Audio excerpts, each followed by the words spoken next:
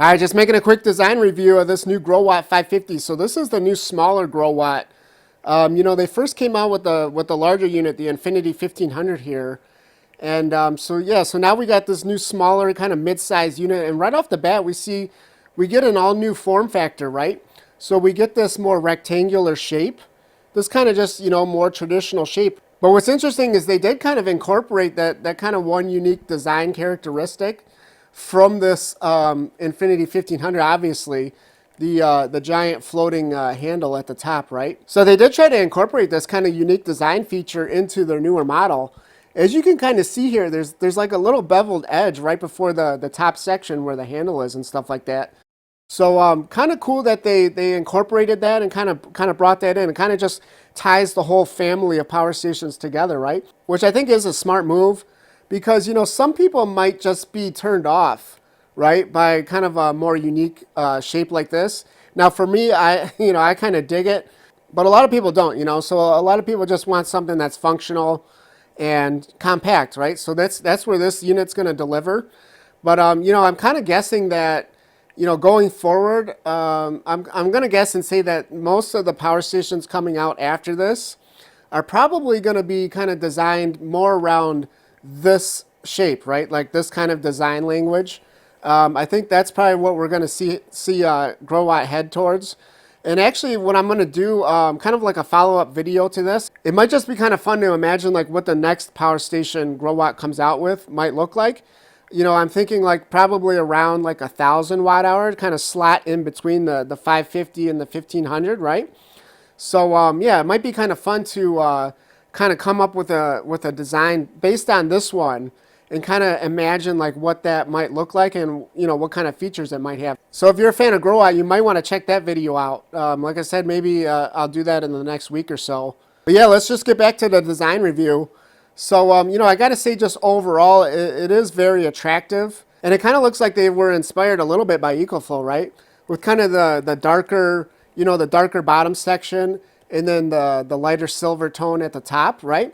But I think, actually, they did a better job than EcoFlow did. I think this is a more attractive design than those new EcoFlow River 2 units, right? And especially since they incorporated this like folding flat handle into the top of the unit, right? So, we got the handle right up there, right? That kind of, folds up. And this is obviously just a better design than, the EcoFlow units kind of have this weird shape that comes off the back, right? Which, not everybody's a fan of. And then also, if you want to tuck this thing into a small spot, right, you could only put it up that far against the wall, right? So yeah, I think this is just good stuff from Growatt. Now, obviously, we get everything that, as far as the output ports go, we get everything on the front of the unit. So it doesn't have, the charging and stuff like that. We'll talk about that more in a second. That's on the side. But given that this is a smaller unit and you just don't, you don't have a whole lot of real estate to work with on the front, I'm gonna excuse that, right? Generally I like to see everything on the front of these units. I think that's just the best design. And for all these features that are on the front here, we do get separate switches for all of them. So the 12-volt switch, the inverter switch, the USB, and then even a switch for the light, right? So that's kind of a good thing to see, because that was one of my biggest complaints on this 1500 model was we only had the two switches, one for AC and one for DC, right? So and the DC switch powered on all the USB and the 12 volt at the same time, right? So that's something that's just not good for efficiency, because if you're only using USB, you don't want to have the 12 volt section powered, right? So I'm definitely glad to see that. And of course, obviously, that's even more important in a smaller unit that doesn't have as much battery capacity. But yeah, that's just a general design feature that all power stations should have. Now, one thing that, at least initially I wasn't too crazy about was having the light on the front of the unit. So this is kind of like the one thing that I do like to have on the back of the unit. Now, there obviously are pros to having it on the front.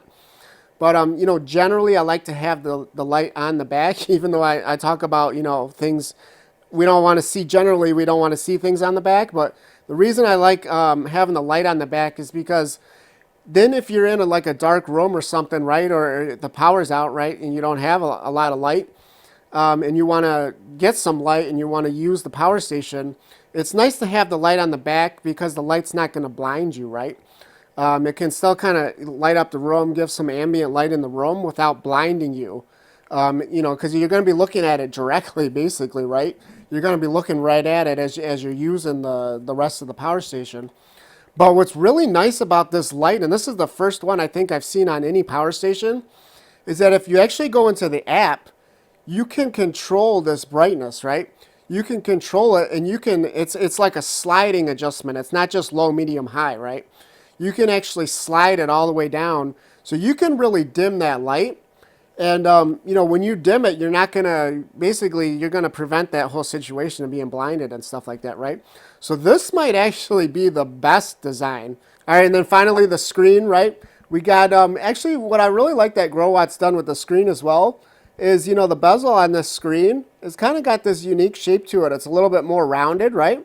Instead of just the traditional squared off screen that we typically see, and it just adds a little bit of something there, right? It just makes it a little bit different, a little bit unique.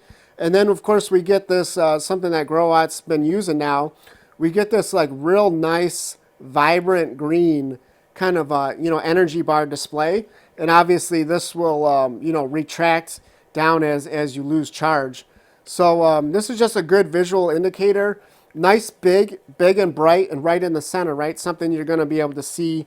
Even from across the room, you're going to get a good idea how much charge you got left, right? Now, just to get a little picky with the design here, one thing I'm not too crazy about is if we actually look at it from more on the side here, this kind of outlet design that they added, it actually it doesn't sit flush with the unit. This is just something that kind of irritates me because it's like just make it flush with the unit. You can really see it catching the light there, right?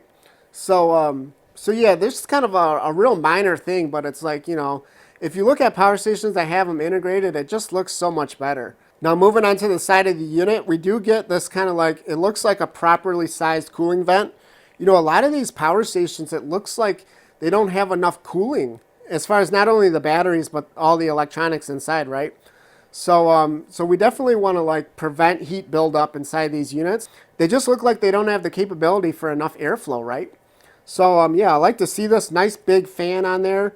I mean, look at that. That's a significant chunk of the total size of this unit, right? And then on this side, we do get to the charging. So it does have like a little door, a little cover plate, just like EcoFlow, right? That kind of flips up, and we do get a regular input for the wall charger, so just a standard cord. And then we get an XT60 for car charging and solar.